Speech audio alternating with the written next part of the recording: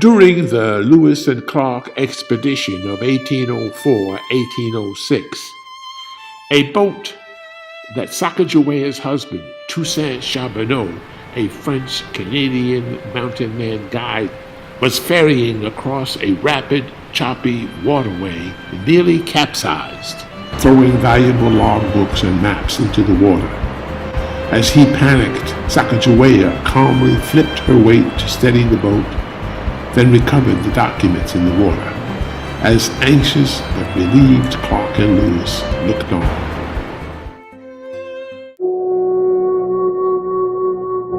Beringer, the land bridge that connected Siberia to the present-day Alaska during the Ice Age. It then spread southward throughout the Americas and went as far south as the Antarctic Peninsula.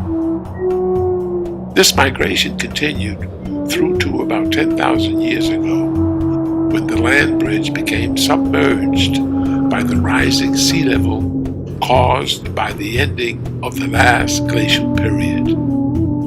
The early inhabitants of this landmass were called Paleo-Americans, Native Americans, and their diaspora led to the forming of hundreds of culturally distinct nations and tribes. Sacagawea, the only full-blooded Native American with the Lewis and Clark expedition, was born a Shoshone in the Great Basin, where creeks, streams, and rivers from mountain ranges found no outlet to either the Gulf of Mexico or the Pacific Ocean. Her people lived in the plateau in the upper regions of Montana and Idaho. She was 12 years old when she was kidnapped by the Hadassi tribe, who lived eastward in the area of Fort Mandan along the Missouri River in North Dakota. She was made a slave, and Toussaint Charbonneau bought her. Lewis and Clark met her in 1804 at Fort Mandan, pregnant and married to Toussaint. She had been raised in an egalitarian Shoshone society, where each person was valued based on their individual merit, and each had much independence. Women were adept at gathering over 100 species of wild plants, a skill that would come to serve the Corps of Discovery well during the lean times of scarce food. Hadassi women were also highly valued and not limited to a life of drudgery. Women had prestige because they were in charge of the crops, which were the resources most important to the survival of the tribe. The fertile riverbanks of the Missouri and Knife Rivers provided predictable surpluses of corn, beans, squash, and sunflower seeds that could be stored for winter and hard times and traded for other goods. Security could be further assured by a vigorous trade with Europeans who traded guns and powder and horses to better fight and protect the tribe against enemies like the dreaded Blackfeet tribe. Traders like Toussaint, who lived at the fort with their Indian wives, negotiated for the Indians. Sacagawea enjoyed much prestige as the wife of a fur trader in these prosperous villages and as the new mother of a fur trader's son. She was a confident, accomplished young woman, ready for whatever fate came her way. Like her brother, who was chosen to be a chief because of his personal qualities, Sacagawea inspired loyalty and devotion, as exemplified by the fact that two European gentlemen like Lewis and Clark, with whom she had no ties, later volunteered to take on full responsibility for her children.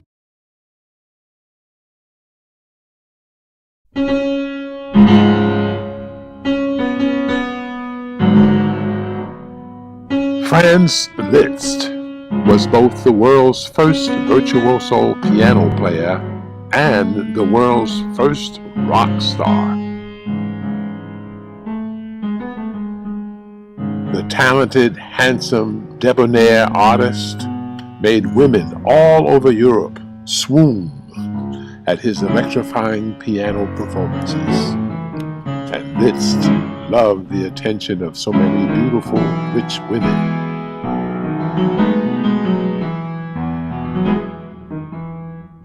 Lola Montez was a sexy, sensuous, celebrated Spanish dancer. And Lola's reputation was that whatever Lola wanted, Lola got.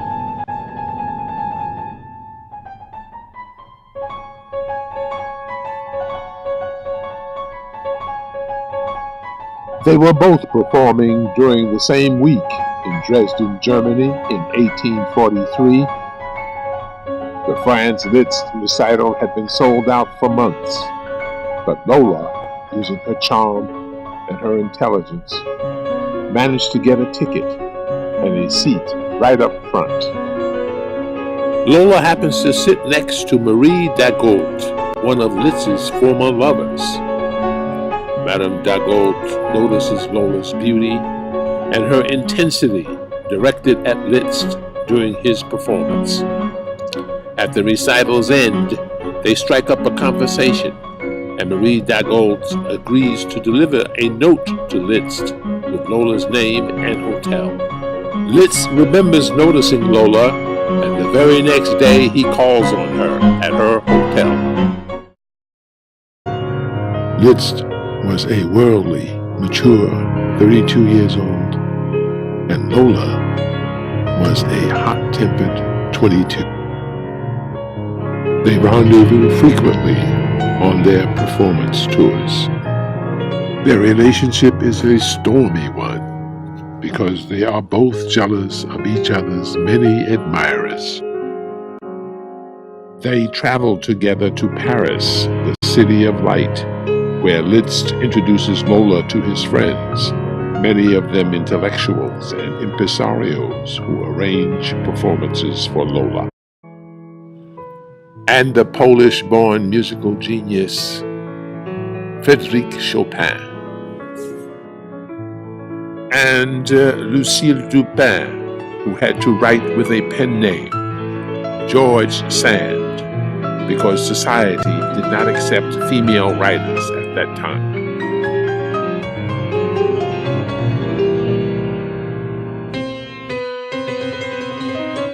Lola Montez was a sponge for the knowledge of the intellectuals and the artists of Paris.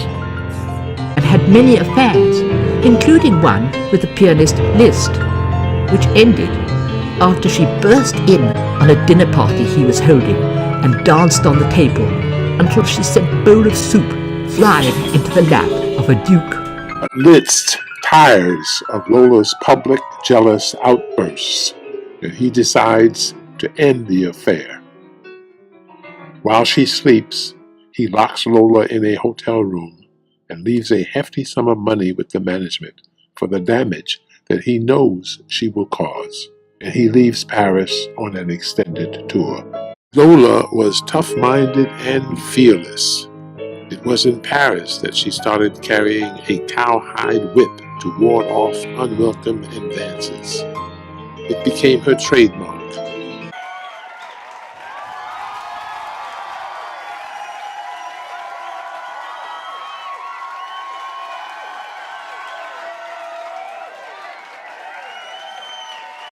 She was also known to carry a small pistol.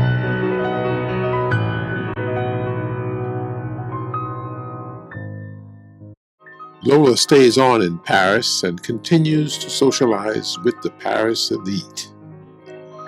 And after months of healing, she meets Alexandre Dujardin. Dujardin was the gifted, popular leader of the Republican Party in Paris, and he was the editor of La Presse, the first street newspaper in France. Lola and Dujardin confess their love for each other. They are inseparable in the autumn of 1844. They live together in one of his houses. They agree to marry in the spring. Then tragedy strikes.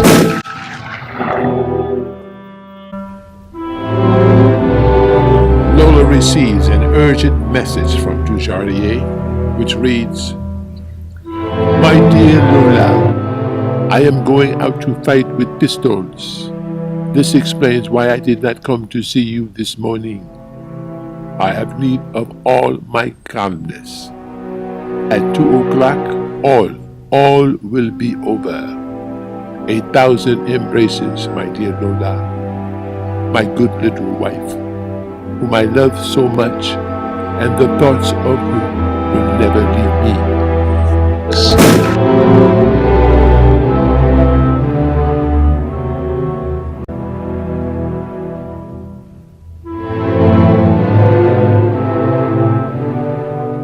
Lola received the corpse from the carriage and made funeral arrangements. Dujardinier's will left her the bulk of his estate, which amounted to over $100,000. Lola settled the estate and gave every dollar of it to Dujardinier's relatives. Beauvalon, the shooter, was put on trial for murder, and at his trial, Lola electrified the standing room only audience when she testified that everyone knew that Dujardinier was a bad shot, and then she stated, "I would have fought him in a duel myself." Lola decided to leave Paris, to get away from the sights and sounds that reminded her of what she thought was the loss of the love of her life. She was on her way to her greatest personal triumph that would shake up the European establishment. Beyond that, she would experience her greatest personal tragedy. But some years later, as she sailed into San Francisco Bay on one of the first paddle steamships from Panama City, after the hazardous overland journey across the isthmus, Lola would meet on board the overcrowded boat of anxious, goal-seeking men another newspaper man, Patrick Hull, who she would wed 2 months later at the Church of Mission Dolores in San Francisco.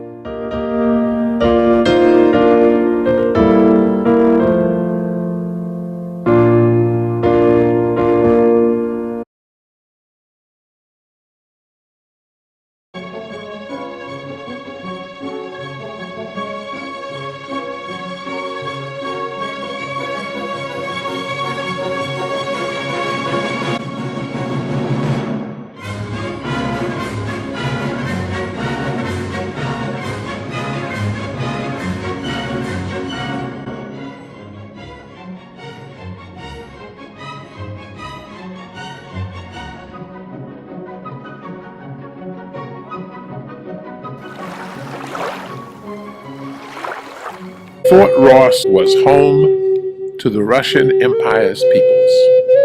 Russians, Poles, Finns, Ukrainians, Estonians, and numerous other nationalities and ethnic groups, including the native Alaskan Aleuts and the Creoles, those of mixture of Aleut and Russian ancestry.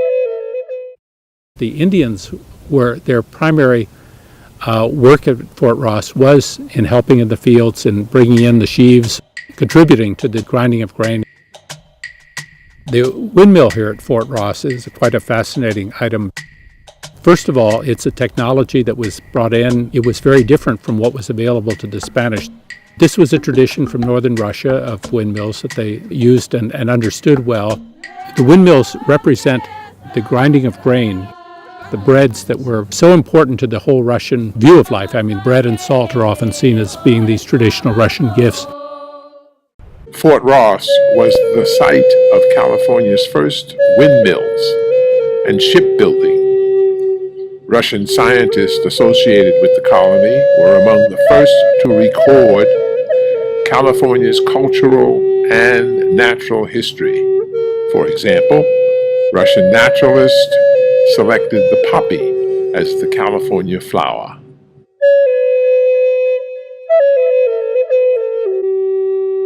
The Fort Ross settlement was a mixed blessing for the local Miwok Indians, who benefited from the trade and innovations, but were also severely affected by smallpox, measles, and other European diseases traced to the settlement. In 1837, a very deadly epidemic of smallpox wiped out a whole swath of Native Americans in the immediate area. I think we decided to make a full circle with history. It had its good times and bad times, but in the end, it was meant to be. The Russians had guns and the Spanish had guns, and the Indians, all they had was a bow and arrow. And bow and arrow against a gun, you're not going to win. Alexander Rochev, the Russian commander at Fort Ross, and his gracious wife, the beautiful, cultivated, petite Russian Princess Helena, for whom Mount St. Helena was named, were located but a few miles northwest of the Vallejo Hacienda. And General Vallejo was the Mexican commandant for the Northern California area. The neighbors got along well and frequently entertained each other.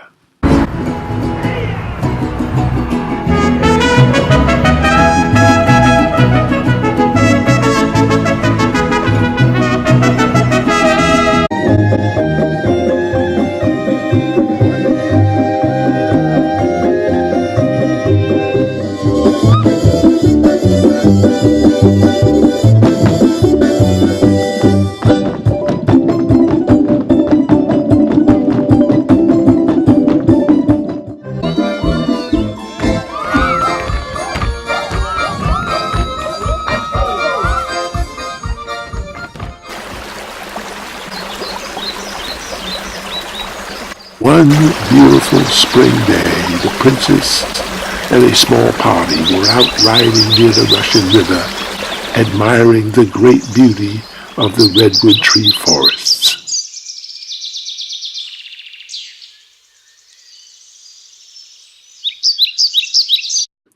The princess, transfixed by the serene setting, wandered away from her party into the foliage of the forest. She suddenly sees a clump of beautiful California wildflowers. Just as she moves towards them to gather a fitting bouquet for the residents, she is suddenly whirled around to a faintly familiar deep-throated yell. Gotcha! She came face to face with a smiling Native American who wore the look of the cat who caught the canary. It was the fierce, amorous, 6'7" chief of the Patwin people of the Suisun Bay Indians, Chief Solano. Chief Solano was with a hunting party came across the princess's group. He had seen and admired the princess at social events at the Vallejo Hacienda previously. They were soon joined by their respective groups. Chief Solano ordered that the two Russian guards put down their arms and demanded that the princess come with him. The startled princess shivered with fright. As it was, one of the members of the chief's hunting party was the younger brother of General Vallejo, Salvador, who owned Rancho de Napa nearby. Salvador pleaded with the chief to not kidnap the princess. But the chief was not to be swayed. He wanted and deserved to have the princess for his own. Chief Solano and General Vallejo had fought many vicious battles against each other in the early 1830s and had now learned a respect for each other and a peaceful coexistence in the territory. Vallejo's brother knew that the only person who the chief would listen to was General Vallejo. Salvador's pleas were only successful in getting the chief to put off his romantic conquest until he could summon the general, which he did after riding the 12 miles swiftly and returned more quickly with the agitated general in tow. followed by several of his soldiers. Chief Solano still refused to give up his conquest, even after General Vallejo insisted that he do so. And then the general threatened war, there and then. The chief grumbled and stomped around and violently gestured, and then he reluctantly released the princess. Rochef presented a silver chest to Vallejo in appreciation for his efforts to save the princess from the advances of the man who eventually became Vallejo's main Indian ally. Fort Ross was owned by the Russian-American company Business Group, and they decided to abandon the Ross colony. First, they tried to sell it to the Mexican government. When that failed, they approached Mariano Vallejo and others. In December of 1841, Rochef reached an agreement to sell the property to John Sutter for a $30,000 IOU.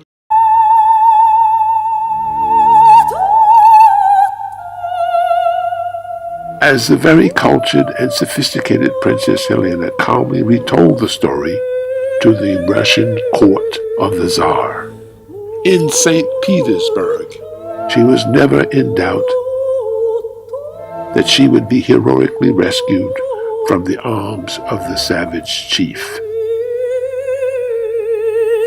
For her, the whole episode was a fitting experience of the adventurous California wilds.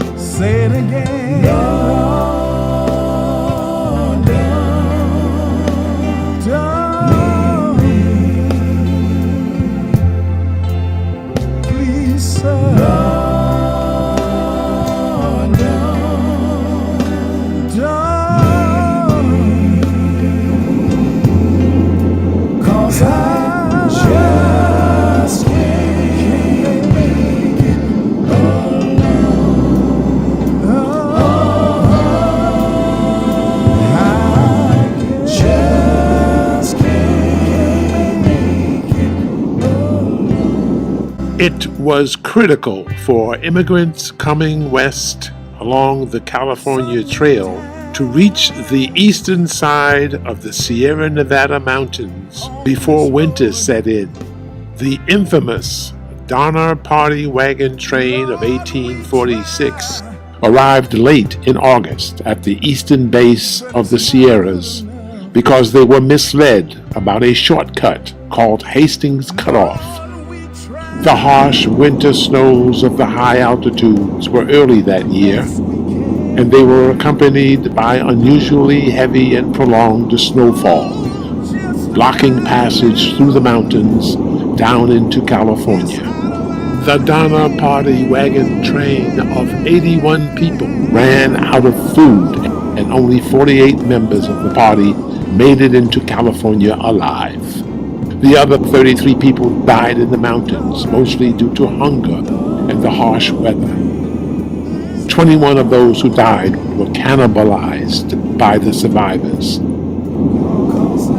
2 Indians who came up from the California side in the first of 3 rescue parties sent from Fort Sutter were the only people who were murdered for food. Patrick Breen kept a diary of the 5-month ordeal. He came down the mountain on April 29th with the last rescue party sent from the western side. I should have been there. And a matter of fact, I could have been there, sleeping in my grave. But God made old day.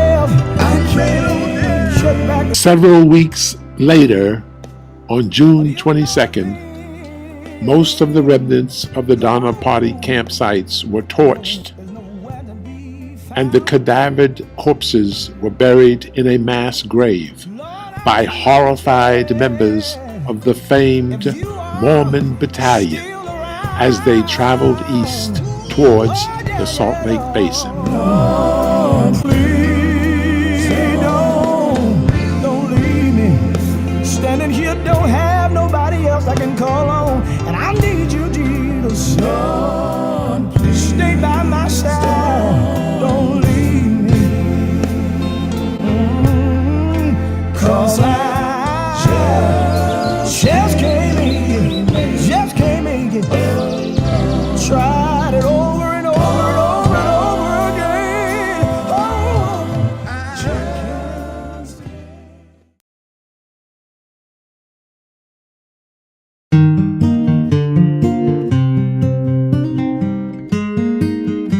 When Ina's stepfather, William Pickett, who was a printer and a lawyer, and the other men in their wagon train started their trip from Missouri, they did not have an experienced guide. They decided to rely on guidebooks to navigate the trip to California. When they reached a pleasant spot along the trail, in the evenings, the young people found the campfire an invitation to singing. As the men talked and plotted the next day's course and its challenges, Ina loved these moments away from her fears of Indian attack and the other dangers of the journey. And she frequently brought out her guitar and played the Scottish songs in her repertoire, as her beloved, ever-present dolls sat nearby. Ina read Pickett's books of Shakespeare and Byron as she learned to love the expression of words in rhyme. She practiced as she walked alongside the way. When they reached the foothills of the Sierras, they found a sick man near their camp, wrapped in an Indian tent made out of branches, his horse nearby. It was James Beckwourth, who had just completed his trail on the eastern side, and he was stricken with an acute skin infection and fever. The women brought him water and put cold towels to his head. A day later, they brought him food. Beckwourth would later say in his book that while I was busily engaged on my road, I was seized with a sickness and had abandoned all hopes of recovery. I was over 100 miles away from medical assistance, and my only shelter was a brush tent. I made my will and resigned myself to death. Life still lingered in me, however, and a train of wagons came up and encamped near where I lay. I was reduced to a very low condition, but I saw the drivers and acquainted them with the object which had brought me out there. The women, God bless them, came to my assistance, and through their kind attentions and excellent nursing, I rapidly recovered from my lingering sickness. After a few days, Beckwourth was recovered enough to accept their invitation to join them in their camp.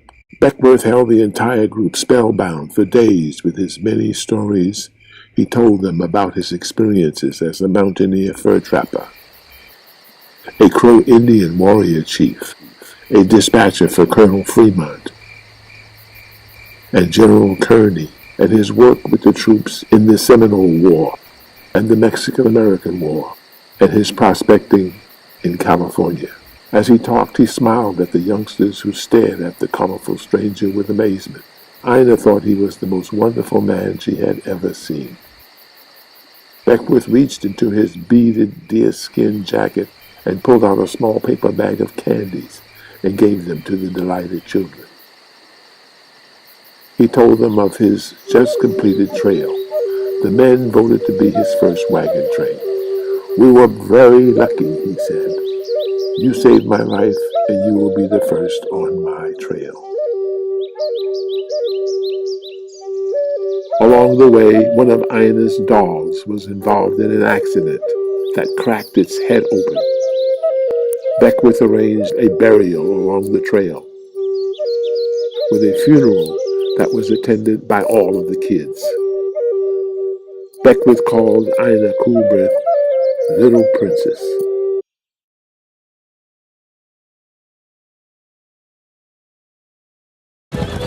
Jim Beckwourth rode slowly ahead of the column.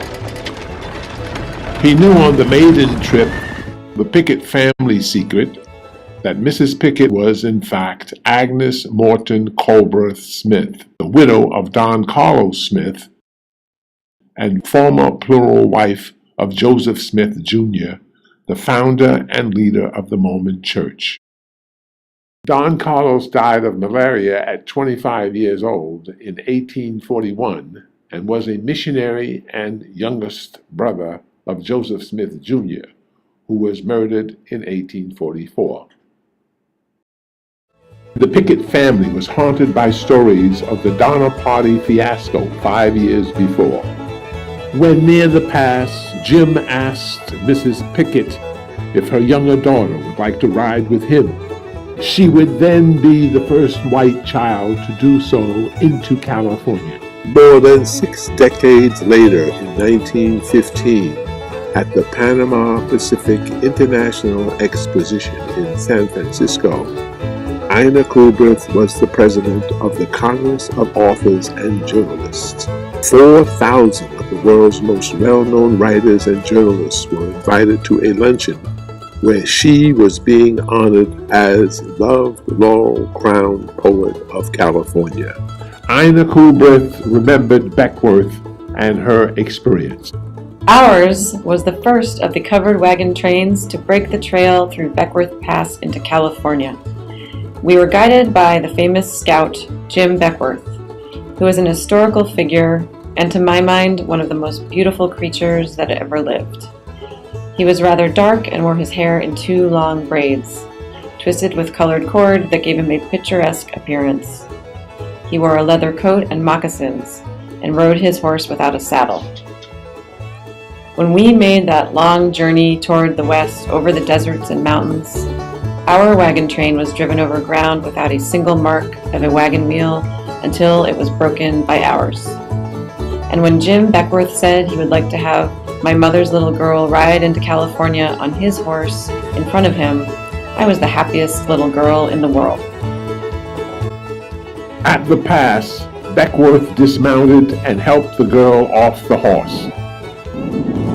An autumn wind had come up, stinging their faces, whipping their clothes. Storm clouds were gathering, darkening all the landscape except the valley lying to the west below them. The sun lighted it as if on purpose for this moment. Jim pointed to the glowing valley lying against a range of blue. "There, little girl," he said. "There is California. There is your kingdom."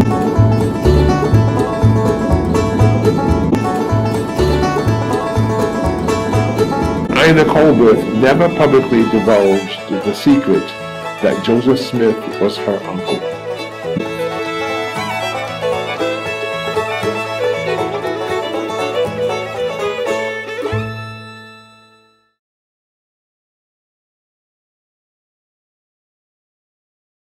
Some of the most vivid descriptions of life in the gold fields were made in the 23 so-called Shirley letters written by Louise Clapp in 1851 and 1852. The letters were addressed to her sister back east and were written from the gold fields under the pen name of Dame Shirley. She lived in the Sierra Nevada foothills with her doctor husband, one of just 4 women amongst over 500 men. Along the Feather River in the mining camps of Rich Bar and Indian Bar. The people populating Rich Bar and Indian Bar varied as much as their dwellings of tents, wood shanties, and even cabins removed from ships abandoned in San Francisco Bay by anxious, gold-seeking sailors. Besides the Spanish-speaking Californios and the Chileans, who Clapp called Spaniards, there were Swedes, Frenchmen, Mexicans, Indians, Hawaiians, Englishmen, Italians, Germans, mulattoes, Asians, and American blacks, most of them freed, but some still slaves working for their gold-digging masters. She included among the mulattoes Jim Beckwourth, who led the first group of immigrants through the Sierras along his Beckwourth Trail in August of 1851. That trail ended in Marysville, and he camped outside of Indian Bar.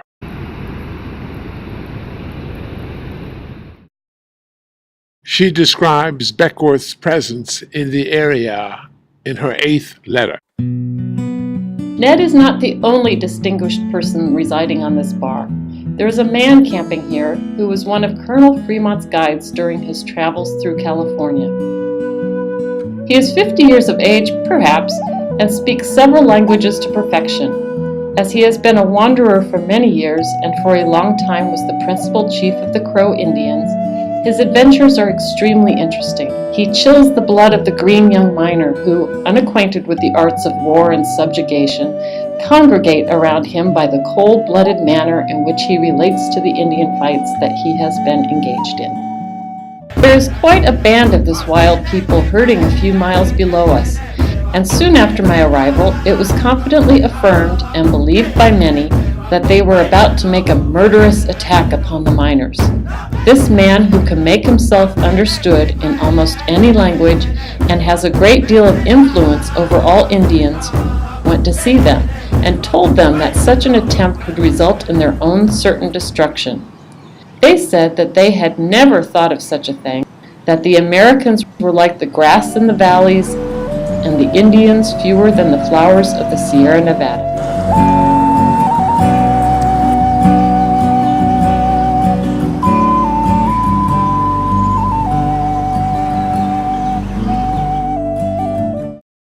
All 23 of the Dame Shirley letters were printed as a series in 1854 in the San Francisco Pioneer magazine.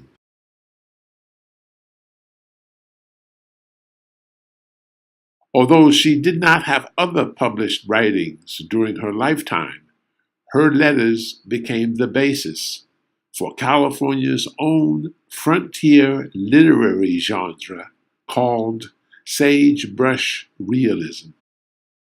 Louise Clapp never fully received the credit that her Dame Shirley letters were due.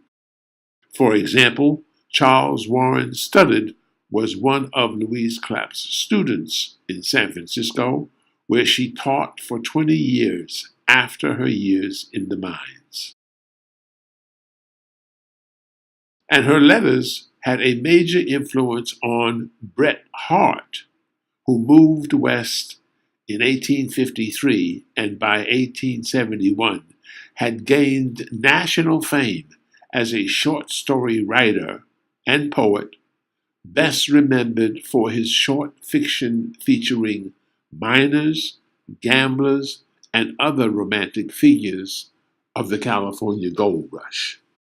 The Dame Shirley letters also influenced others who went on to become national and international Western writers, including Mark Twain.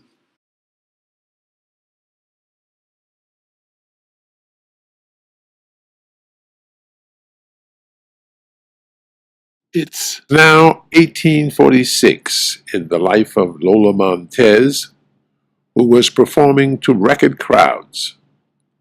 She was made famous all over Europe by her well-publicized affair with Franz Liszt, her fiery temper, her association with the leading intellectuals of Europe, and the false perception that a prominent man died fighting a duel for her honor. The Dujurier duel in Paris actually involved a political vendetta. Lola mentions in her memoirs that it seemed that everyone wanted to come and see what all the fuss was about. Right.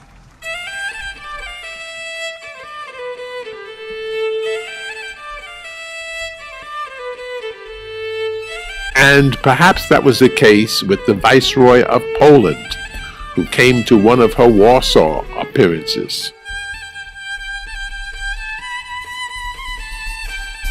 In 1846, the Tsar of Russia was sovereign over Poland, and he made Major General Ivan Paskovich Viceroy of Poland. The general had distinguished himself in battle for the Russian Tsar, and he was appointed Viceroy as reward. The Viceroy position made the general the most powerful and richest man in Poland. He had the power of taxation and the power of being judge, jury, and executioner over every being in Poland. Although the general was married, after seeing Lola perform, he wanted Lola Montez for his own. He sent an emissary to her, offering her a villa and wealth for life. Lola politely refused. He then summoned Lola to his castle. Lola refused to go, but was told in no uncertain terms by people she trusted that it was not wise to refuse the Viceroy's summons. And after the Viceroy's elaborate display of power and pomp at the castle, Lola again politely refused his offer to be his mistress.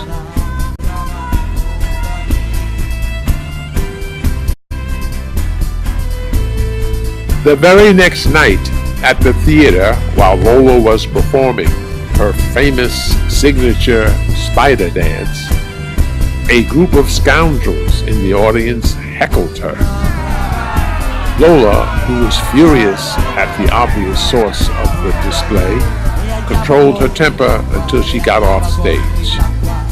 She then seethed backstage.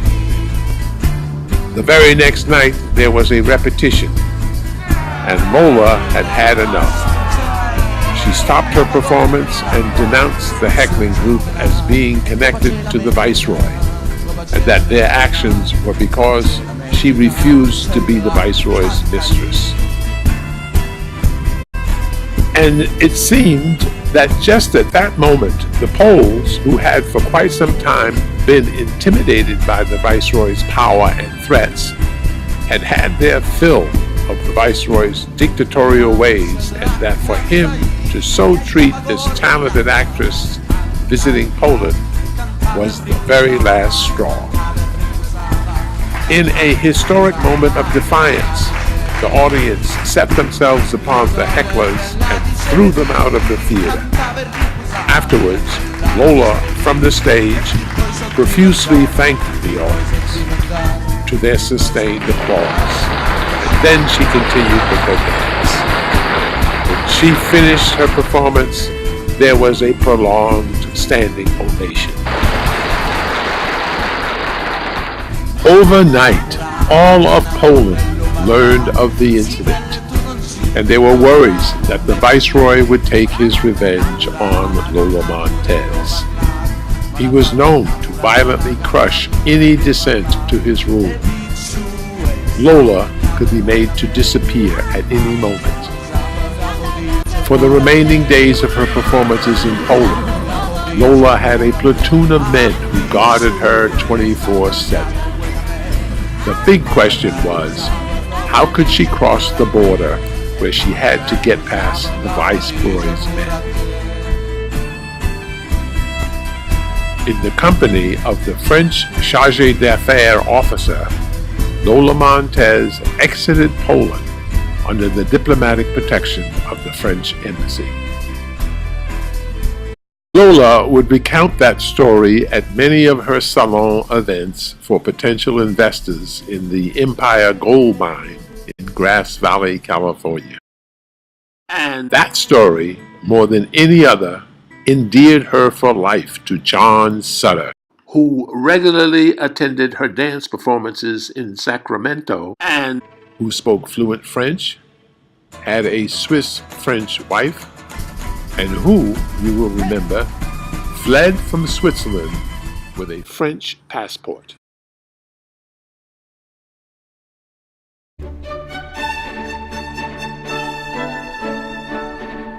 The family's first residence was in San Francisco, where Ina's stepfather got a job as a typesetter.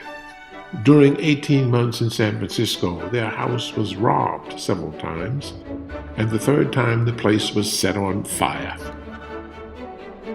The family then moved south to the small pueblo of Los Angeles.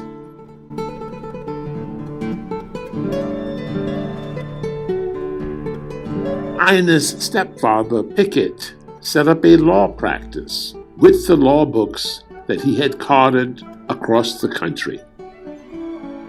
Ina's birth name was Josephina Donna Smith, but her friends just called her Ina. She started writing poetry at 11 and published her first poem at 15 in 1856 in a local newspaper after she had convinced a publisher that she had indeed written the verses. Ina's first poem was entitled My Ideal Home.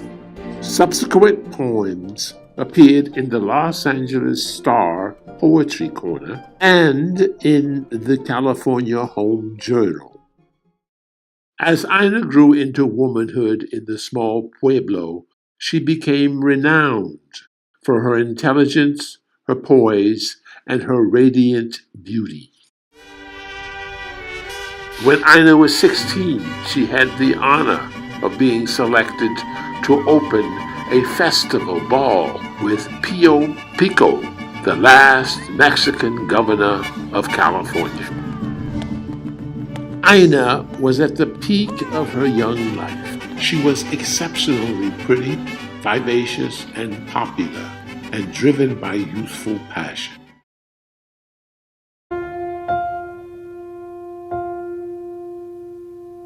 In April of 1858, she met and married Robert Costley, a handsome local businessman and part-time actor in minstrel shows. Ina loved him dearly, but the marriage was plagued by his violent, jealous outbursts. At one point, Ina was forced to escape his rage by fleeing to her parents' house nearby. Costley found her there, carrying a knife and threatening Ina's life. Ina's stepfather arrived home in time to confront Costley with his gun, which discharged, wounding Costley in the hand, resulting in his hand having to be amputated. A sensational divorce trial in 1861 resulted in the dissolution of the marriage. Ina fell into a deep depression for many, many months, and she only started to recover after her entire family moved back to San Francisco.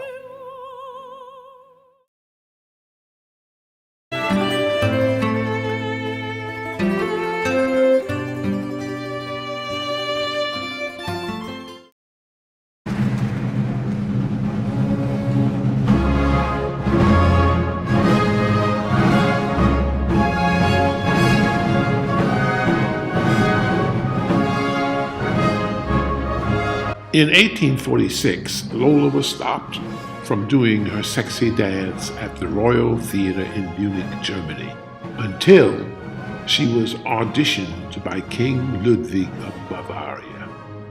who was known for having a keen eye and interest in beautiful women. His one question to her during the audition was whether her full bust line was real. She is said to have convinced him on the spot, and she passed the audition. Within 6 months, Lola was given a residence with servants and was appointed a member of the king's court, wielding power as a minister.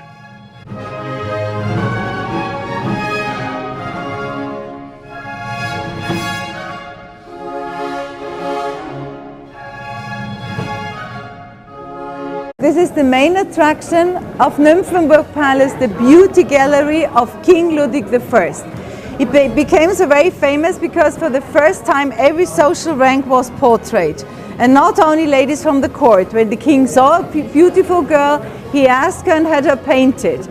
The collection was started in 1827. All the paintings were painted by the same master. His name is Karl Stieler.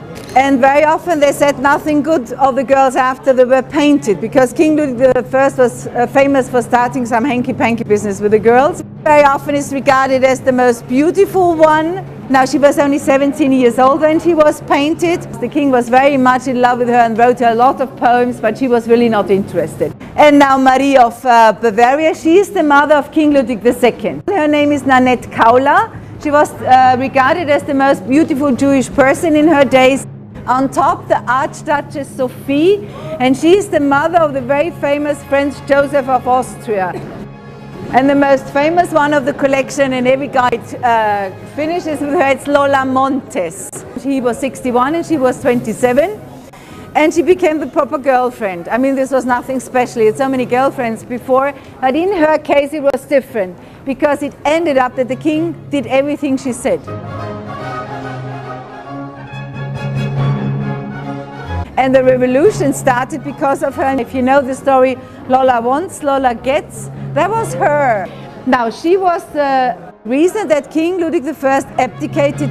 By the way, she always said she was Spanish. She was not. She was Irish, and her name was Eliza Gilbert. And let's finish with her.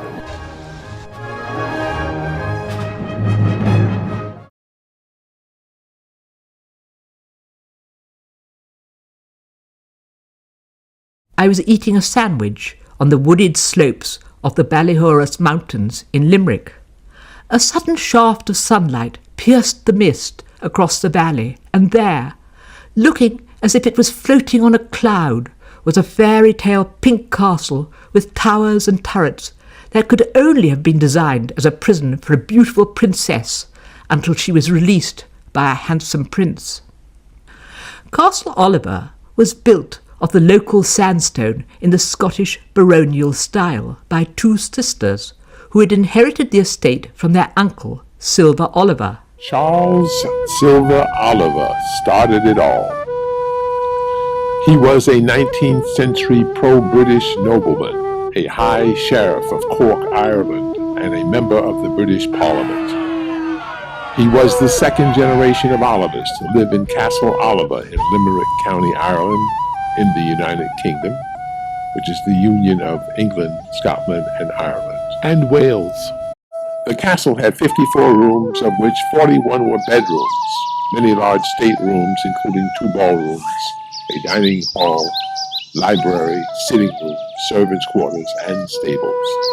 It had the largest wine cellar in Ireland. Charles Silver Oliver is known the world over for 2 things. One famous and one infamous.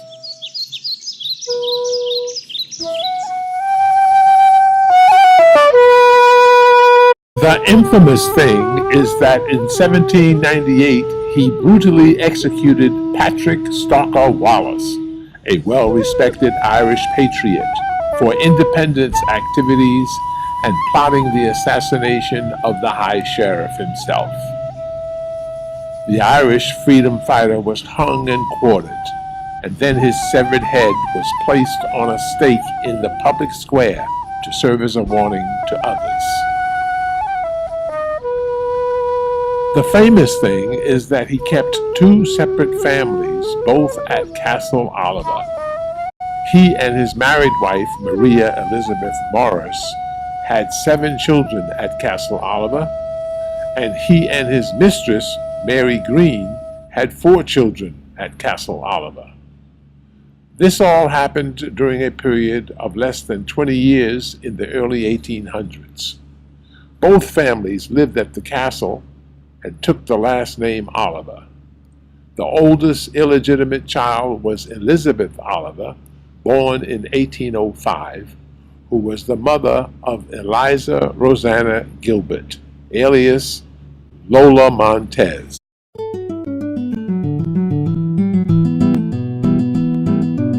Charles Silver Oliver did not live to know of his granddaughter, as he died in London on October the 10th, 1817. Lola's mother lived at Castle Oliver until her marriage to Lieutenant Edward Gilbert in 1820, and Lola was born on February the 17th in 1821 in Ireland. The army officer was posted to India, and the 3 Gilberts moved to India in 1823. Lieutenant Gilbert died a year after arriving in India from cholera, and Lola's mother, after a year of mourning, married another military officer in India. When little Eliza was 6 years old, she was sent to live with her stepfather's relatives in Scotland. And then at 11, she was sent to live in boarding school in Bath, England, the ancient city famous for its natural rich hot springs. At boarding school, she frequently caused a stir with her antics, her temper, her obstinacy, and her violent streak. One of her teachers described her as an elegant and graceful child, with eyes of excessive beauty, an orientally dark complexion, and an air of haughty ease. Eliza would complete her education with study in Paris. Now 16 years old, and her mother sought to arrange for her to marry a rich, high British official in India who was 30 years her senior. Eliza refused.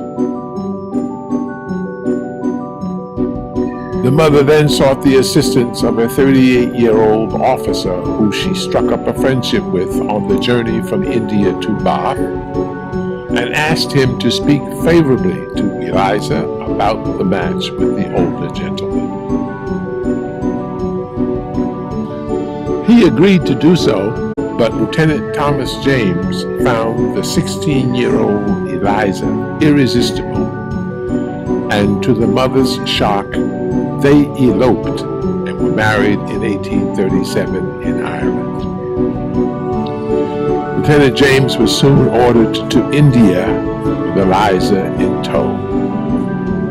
In 1842, Lieutenant James, tired of being married to the very popular in the colony Eliza, and he sent her back to England. On board the months-long trip back to Europe, Eliza had a much-talked-about whirlwind affair with a dashing bachelor captain from a noble family, Charles Henry Gordon Lennox, 6th Duke of Richmond. And after arriving, they lived in London for a time. The married Eliza's affair became the talk of London's scandal. Word got back to Lieutenant James, and he filed for divorce. They were divorced on December the 15th, 1842. Lieutenant James insisted on the divorce, stating that neither he nor she could remarry until the other was dead. This was very harsh for Eliza because it meant that she could not have marriage or sexual respectability during those Victorian times in his lifetime. Eliza was left a 21-year-old single woman of ill repute with no money or profession and was left to her own devices to survive in the Victorian British Isles. If they lost their husband, if they lost a domestic job, and they had no place to go, no family to go back to, often prostitution was the only choice available to them. Now, back in San Francisco, Ina dropped the poet name that she was using in Los Angeles, Josephine Donna Smith, and started using her mother's maiden name, and wrote poetry as Ina Coolbrith. During the next 10 years, Ina poured out her heart in her poetry, becoming known as one of the members of the Golden Gate Trinity, an exclusive group of writers that included Charles Warren Studdard and Bret Harte. Many of Ina's poems were printed regularly in the Overland Monthly magazine and in other California publications. She became well known in the Bay Area as an excellent poet, as the sweet singer of California. And many of Ina's poems were reprinted on the East Coast and beyond.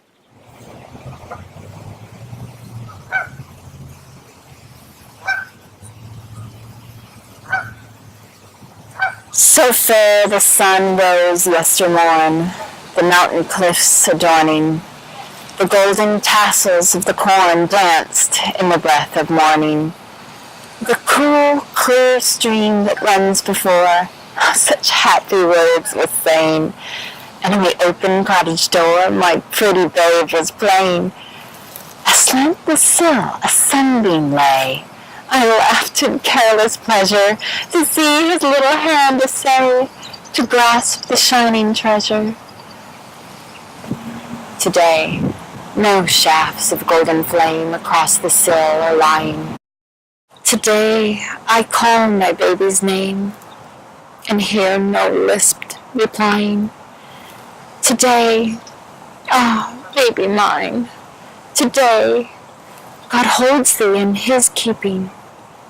And yet I weep as one pale ray breaks in upon thy sleeping. I weep to see its shining bands reach with a fond endeavor to where the little restless hands are crossed in rest forever.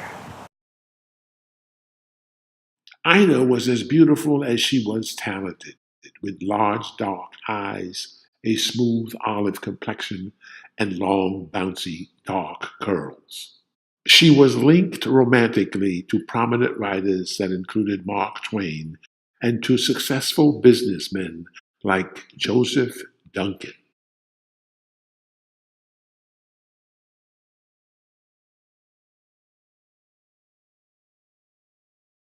Joseph Duncan had a colorful life. He had a number of professions, including newspaper editor and publisher, real estate developer and banker, a founder and president of the San Francisco Art Association.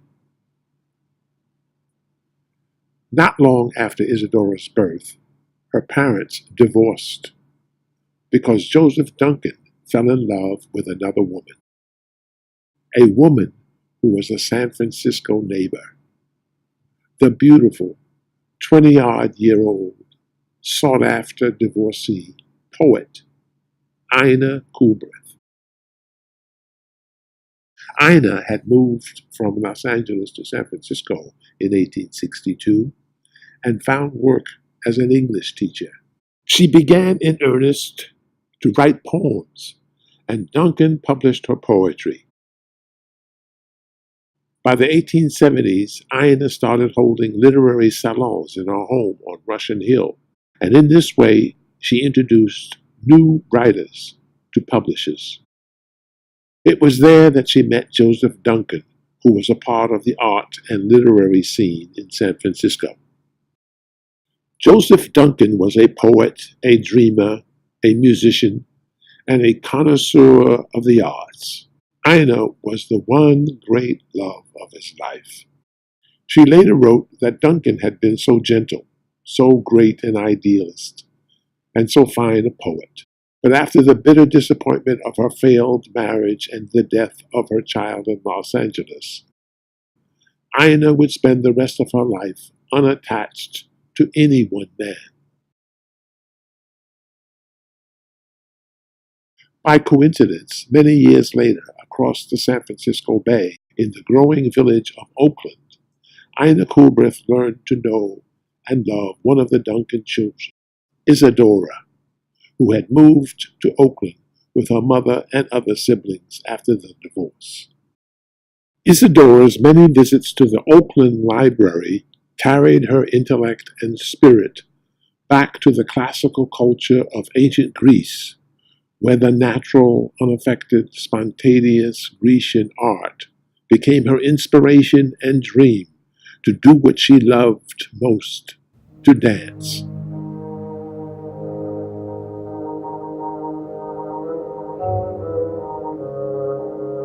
She was aided in this quest by Oakland librarian Ina Coolbrith, who in November of 1874 opened one of the first libraries in the West, in Oakland, California. The library was open 6 days a week from 9 a.m. until 9 p.m. And for her 72-hour week, Ina received $80 a month. Isadora Duncan effusively praised Ina Coolbrith for the impact that she had on her life in her autobiography entitled My Life, which was published shortly after her tragic death at age 50, when her flowing scarf became entangled in the wheels and axle of the open car in which she was riding in Nice, France. At her death, Isadora Duncan had created a new American modern dance and taught its flowing style all over the world.